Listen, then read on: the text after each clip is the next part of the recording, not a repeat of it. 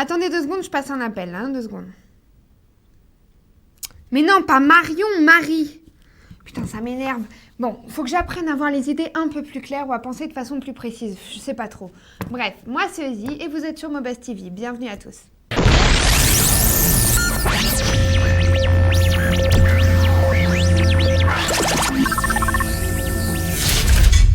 Contrôler son portable sans bouger un seul doigt, voilà un truc qui pourrait être possible prochainement. Et ouais.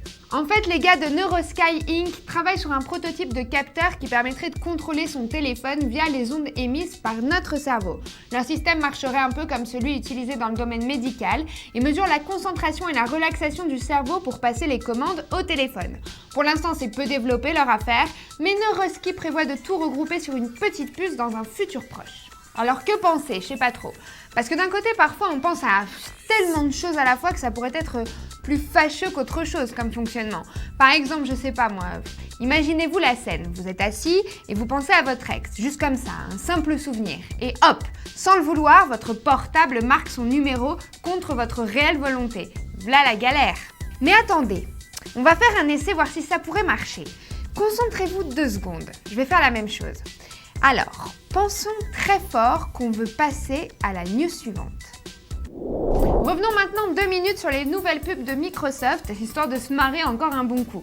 Est-ce que vous saviez que les fameuses nouvelles pubs I am PC avaient été faites sur un Mac? Et ben maintenant oui, et c'est pas une blague.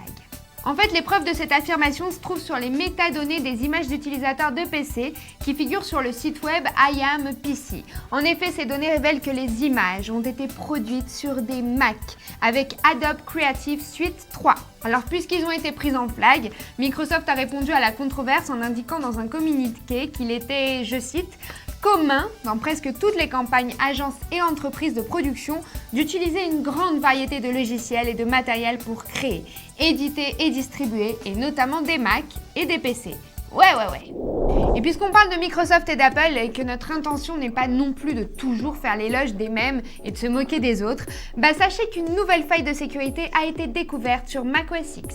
En effet, le spécialiste en insécurité Intego a découvert un bug plutôt pas cool qui laisse OS X vulnérable aux attaques malveillantes. Ainsi, le sans cesse défaillant QuickTime d'Apple ne gère apparemment pas bien les flux multimédia longs et les navigateurs Safari, Internet Explorer et Firefox sont touchés par le même problème. Résultat, cette faille rend QuickTime vulnérable aux fichiers infectés par du code malveillant ou prêt à planter un navigateur. Et c'est pas tout, puisque le nouvel OS X, qui est sorti la semaine dernière pour corriger quand même 33 bugs, s'attaque à 9 failles permettant l'exécution de code à distance.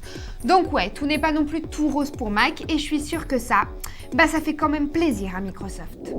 Je sais pas si vous êtes au courant, mais le cofondateur de Google, j'ai nommé Sergey Brin, a lancé un blog jeudi dernier où il explique qu'il risque fort d'avoir la maladie de Parkinson et vante l'entreprise de tests génétiques cofondée par sa femme. En effet, M. Brin explique avoir effectué un test génétique qui lui a permis de s'apercevoir qu'il présentait une mutation génétique augmentant le risque qu'il souffre un jour de cette maladie. Selon lui, tout cela le pose dans une position plutôt unique, dans la mesure où il a maintenant la possibilité de modifier son mode de vie pour réduire ce risque.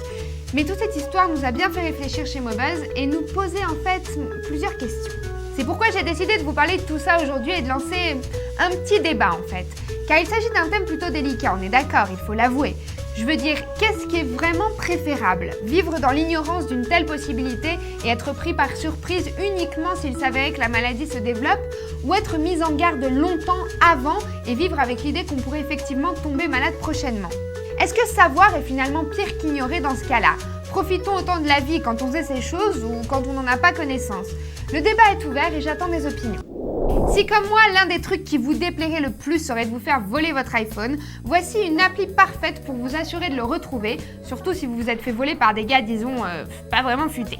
L'appli en question s'appelle Private Eye, elle vous coûtera 1$ et est plutôt simple et marrante. En fait, une icône Private apparaît sur votre écran en grosses lettres majuscules rouges, bien visibles, et supposée inciter votre voleur à lancer l'application. Si on la lance, l'appli lancera un faux écran indiquant accès aux photos en cours et sera en fait en train d'utiliser le GPS du téléphone pour vous envoyer les coordonnées du téléphone par mail. Alors oui, je le répète, c'est une appli sympa, mais disons que plus le voleur est débile, mieux ça marchera, voilà. Bon voilà, c'est tout pour aujourd'hui, alors gros bisous et à demain sur Mobuzz TV. Ciao!